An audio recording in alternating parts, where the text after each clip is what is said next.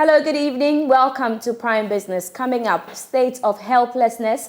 Chamber of Cement Manufacturers justifies hike in price of cement. We'll hear from its chief executive. The average, pay of a Ghanaian. So it is really in the interest of the manufacturer to increase price. I really want to emphasize that it's only actually a pain for them to increase. Meanwhile, players in the building and construction industry are alarmed over astronomical increases in the price per bag. As of now, I'm speaking, 68 cities. Government's own inflation, because of income. You pray. So I government say, own fluctuation. Plus, heads of public institutions, municipal and district chief executives want to desist from violation of procurement law during tendering to prevent imprisonment or penalty. We'll hear from the chief executive of the Public Procurement Authority. The position of the Procurement Act is very simple, that if you flout any of the procurement rules that is provided for under Section 92 of the Act, that you can go to prison for 5 years or 2,500 penalty units. My name is Beverly Broohm. Please stay with me.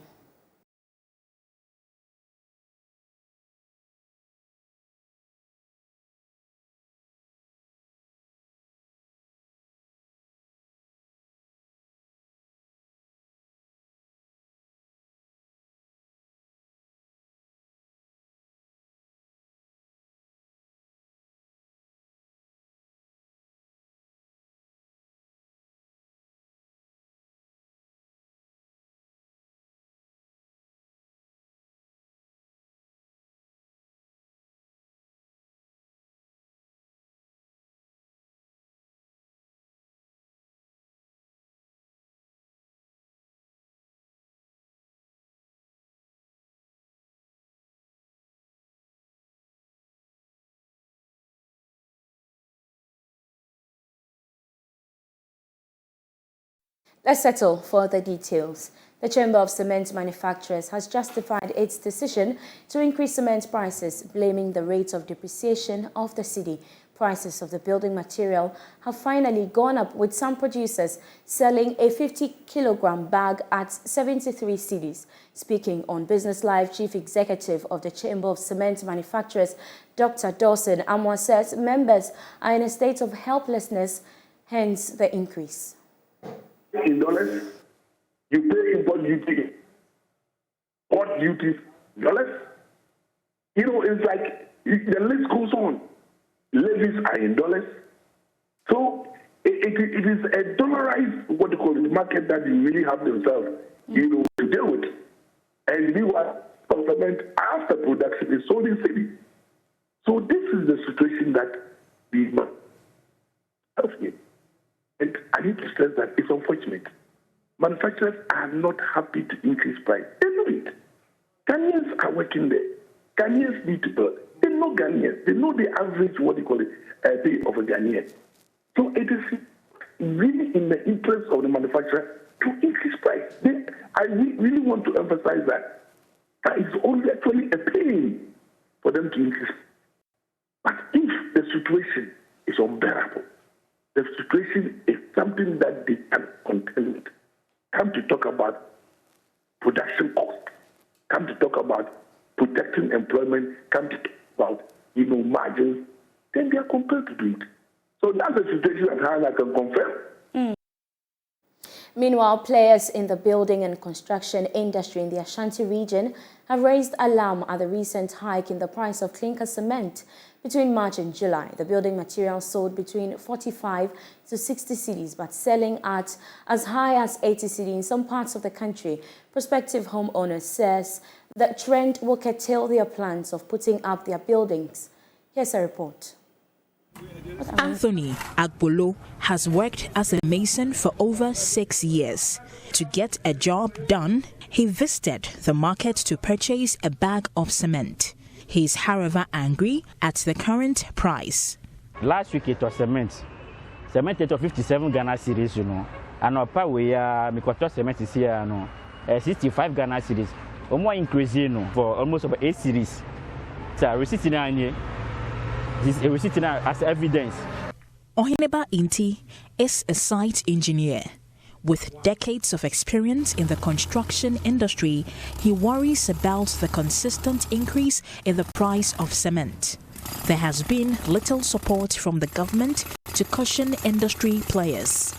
It's really hurting us because most of our works here, government into fluctuations. Fluctuation has an increase in price because last year, now cement, it was 48 cedis per bag. As of now, I'm speaking, it's 68 cedis. Government's own inflation, we are the boka, and they are moving a year because of increment. I pray. So government say, own fluctuation, increment number and fan because you are on the human made it until you need fluctuation. Anthony observes many building projects have come to a standstill. This has affected his income. You see, I construction a juma wapa, but to me, the cement and a dance, to me, I'm a juma and customer biome. And upon me, quarter cement, receipting it as evidence. Why will share a year? Why will share a year? A series increasement of cement. I did gas some crampo. Gas is almost over 70-something cedis. Gas per 1 bag of cement. Able to sit down, and I'll be able to rent it down, and I'm able to rent them. Oheneba Inti has recorded a decline in getting construction jobs. His clients are unable to pay the estimated cost given them. At the same time, I'm trying to so almost complaining because over years, how the cement because of cement price na cost over years, the price na cost. When say down we at least casino and gabeso, but because of increase of cement price na cost. What the man also own to me tria. Into your mind, na abafom because of cement pricing. Other construction workers say they have been without work for months. They fear the cement price hikes will gradually render them unemployed. Even say, we are the contractor anymore, and I say, client anymore. But the cotton anymore, and what say, hey, send here is just cement you are using so doors. It or share the quantity, not the multiply per bag and no what to say neighbor no cost nti ama on to me yet no waje adwuma to mo to be ja to on so no na say ya so ye je adwuma no efiri o mo no ama ye so no ye nya adwuma ye. For the past months, Ghanaians have seen an uncontrolled increase in the price of cement, which is a key material in construction. And we speak to some prospective homeowners who say their dreams of putting up buildings like these are fading because of the skyrocketing prices of cement. Cement na matum na yehunu sano. Obia be afetu obia so usi dan yo. So ye den yo. Wo han dan ya e be afetu because so advance eso a ye wa adwen so fe ra de oje na nya ono no obeji. O metum March ni me 50 cities. Cement me to 2 bags 1 million and home blocks. You see, I contain this or shares in the mobile. You could be saying you are proud major. I contain this. In 50, I contain another. While some construction workers are losing out on jobs, others say the price hikes brings more jobs. Low price, you know. Manipano now doing so. Okay, project with me with the 2 next year. But cement no call high prices are now. Officer yen in term free. Now Fabian next year no yen budget maybe an sound I be into them. My workers no so near you.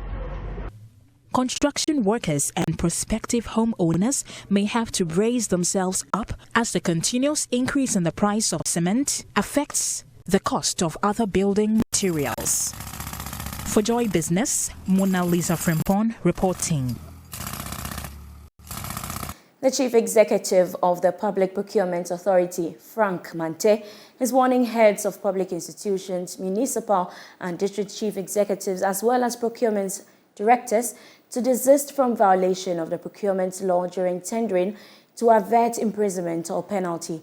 Procurement irregularities, according to the 2021 Auditor General's report, amounted to almost 307 million cedis, Addressing the heads of public institutions during a training on the Ghana electronic procurement system, Mr. Mante called for transparency and fairness in transactions to ensure the most competitive tender is selected. The decision of the Procurement Act is very simple, that if you flout any of the procurement rules that is provided for under Section 92 of the Act, that you can go to prison for 5 years or 2,500 penalty units, or where no punishment is prescribed under Act 29, which is the Criminal Offences Act. Then you can have a combination of both prison and what? A fine. So it's not a light matter. And I keep telling college CEOs, okay, that please, in the conduct of procurement, make sure that your back is covered. Because if somebody, for some strange reason, influence you to do a particular thing, when there's an issue and your name is being mentioned, those people that probably you thought influence you will not be heard. They will not be there. It will be you. So if you're an MC, you are a DC, you are a mayor, you are head of an institution, as far as procurement is concerned, they don't talk about your board. They don't talk about your council. They are not reflected in the Procurement Act. The question is that it is you, the head of entity, or any other person to whom authority is delegated, who will be held what? Responsible and accountable for any infractions as far as the Procurement Act is concerned. Now, away from that, Associate Professor of Finance at Andrews University in Michigan, USA, Dr. Williams Pepra has described government's decision to establish an escrow account as prudent cash management principle that will enable settlement of the interest on the Afrexim Bank loan due in 6 months' time.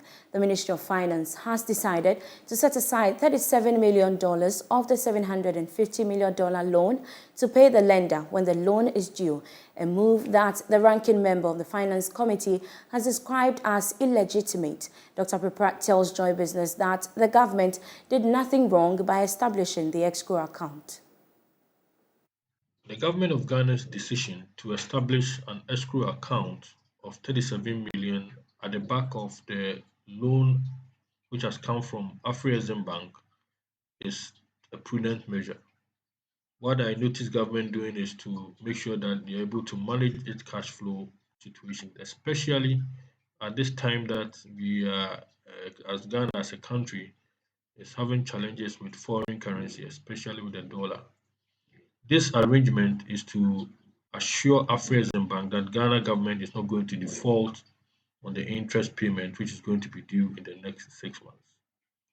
You may also have to admit that not all the projects listed will be started immediately. Some of them are now going to go through the procurement processes. So during this period, government may intensify revenue mobilization to be able to get the $37 million back, so that none of the projects will be put aside. We may have to admit that government will also have to go to Parliament to make this arrangement known or captured in the loan agreement, so that they satisfy all parties during this particular time. We must admit that in times like this, it requires prudent financial management, especially cash flow management. So I'm sure that is what government of Ghana is trying to do to bring confidence back into the Ghanaian economy.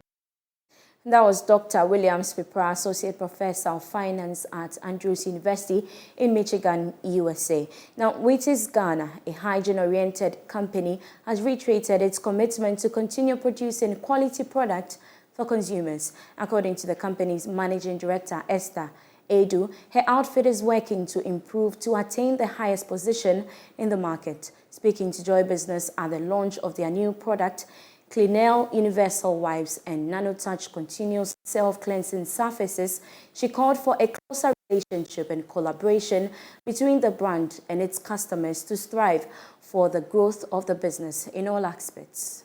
Witties Ghana said they will strive to improve the hygienic conditions in all facilities with their products and services. According to Managing Director Esther Edu, the Clinell Universal Wipes and NanoTouch self-cleaning surfaces are important for both commercial and domestic use, and especially in these unusual times where infections are on the rise. So Clinell, I would say, is a great addition to what we currently have on the market because of the contents of the products. So we have, it comes as in a replacement of soap and water. Where you don't have soap and water, you can use your Cleanel.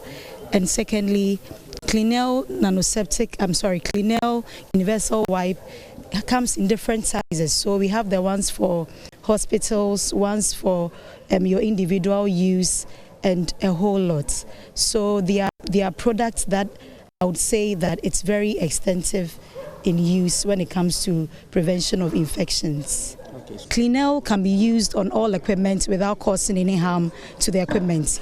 You cannot use any ordinary wipe to clean your computers or your television or your any kind of appliances, but you can use Cleanel when the need arises without having any issue with the equipment that it will get spoiled or something. Yes. She entreated private and public institutions to invest in hygiene. Yes, so I would say that Cleanel can be one of the measures organizations or facilities can use to prevent infections in their facilities. So it can be part of their hygiene policies and say that, okay, every quarter or every month, depending on the usage, you should have Cleanel at the vantage point and for the purposes of your high touch points. So one of the reasons why I'm personally interested in these products is that, you know, mostly when you go, you're supposed to get soap and water to clean your hands where there is the need to do so.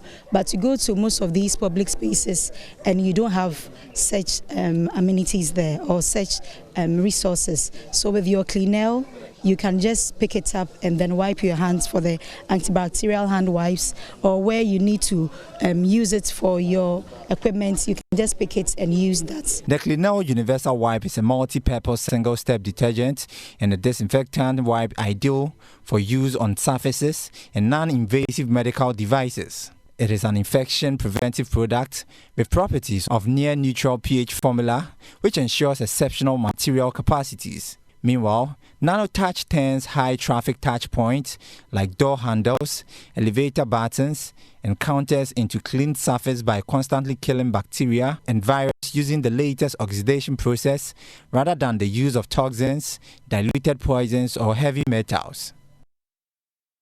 Now, let me take you to the Ashanti region, where a project management expert at the Ghana Institute of Management and Public Administration, GIMPA, is advocating for the use of pension funds for infrastructure projects.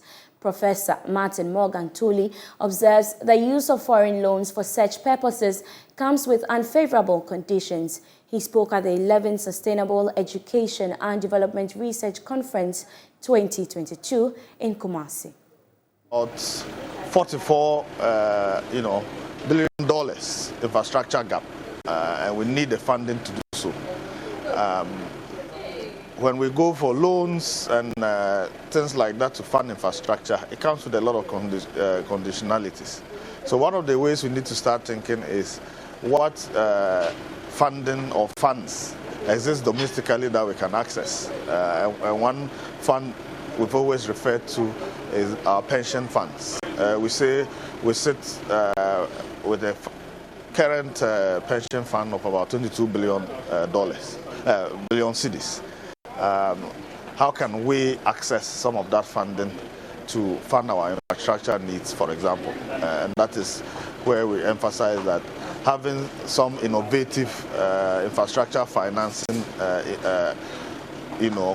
ideas will help us get the funding we need in order to bridge the gap. There are other recommendations around how we even initiate and develop infrastructure. So, for example, most of the infrastructure needs are at the local levels. Yet, to a large extent and often, these infrastructure initiatives are initiated at central government levels. So, is it possible for us to work through the PPP law, for example, to develop capacity of assemblies and municipal bodies, for example, to be able to initiate some of these private partnerships that can help bridge the infrastructure gap as well. One of the recommendations is also this idea that as we develop infrastructure, we need to look at infrastructure as a system and not look at them in isolation. 15 small and medium-scale enterprises in the Western and Ashanti regions are being supported by SNV Ghana to expand production and help grow Ghana's circular economy.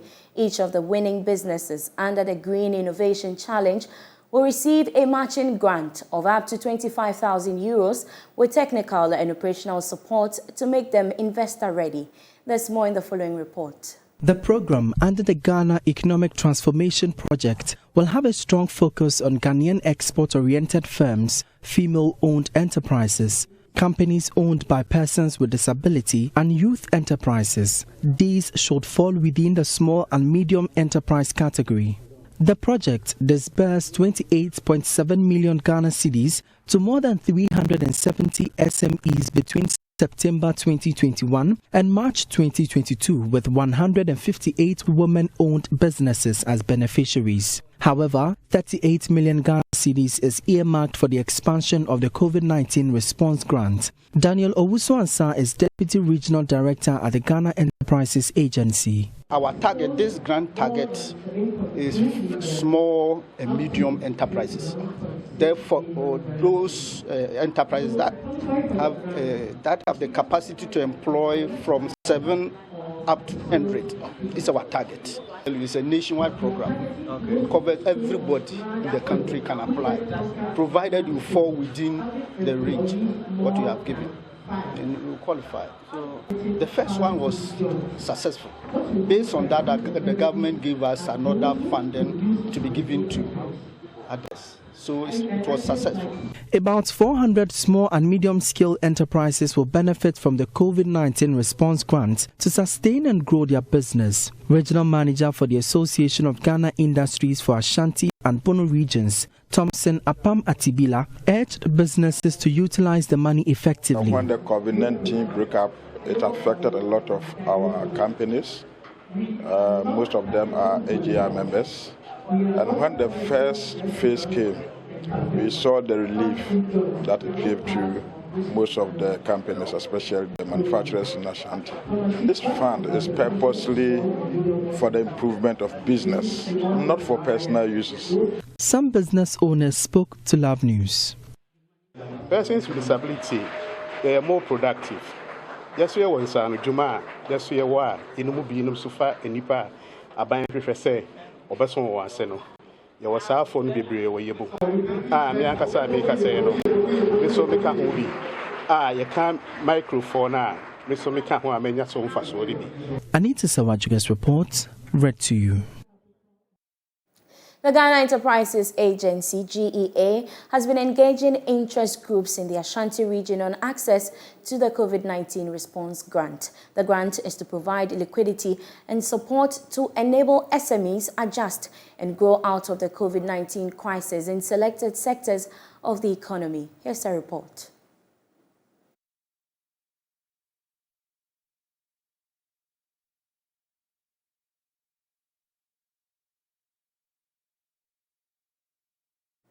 We apologize for the wrong inserts. Now let's take a look at some other stories now.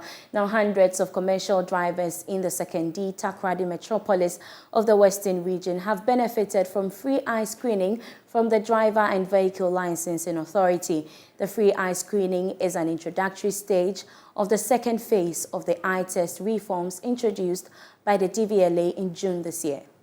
Speaking on the sideline of a news briefing in Takoradi, the Director Driving, Training, Testing and Licensing at the DVLA, Kafui Semevo, says the provision in the law provides that an applicant for driver's license must submit to the licensing authority a visual assessment result certified by registered optometrist. We are at the moment using our data entry staff to conduct the test. The test they are conducting is the basic test, and it is also limited to the narrow vision test. However, that test does not give us the full status of the driver's eye. So if the driver is colorblind, for instance, we wouldn't be able to identify it in that simple test. If the driver is developing any eye condition that will need care, we will not be able to determine because our staff are not professionals, they are not trained, and they do not have the required competence, knowledge, and skills to undertake that test. Therefore, to improve the test, we will need professionals to do this. And that is why we have collaborated with the Ghana Optometric Association. He said prospective applicants and existing drivers would pay 70 Ghana cedis and 50 cedis respectively. These charges, he explained, are 70% lower than the standard fees charged at the eye clinic.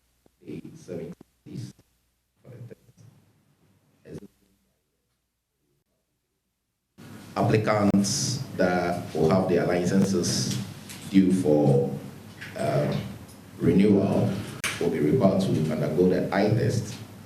We also require those presenting their licenses for upgrading to do same. Now, if any person brings a license from any other country for convention, we will also require that person to undergo the eye test. The president of the Ghana Optometric Association, Dr. Remy Ninkpe, says the reform is very essential and has the tendency of reducing to the barest minimum the incidence of road accidents because it would afford drivers the opportunity to see well and interact well with the road environment. And that's how we end Prime Business. We have more business news when you log on to myjoyonline.com. My name is Beverly Broohm. I leave you with news making headlines on the international front.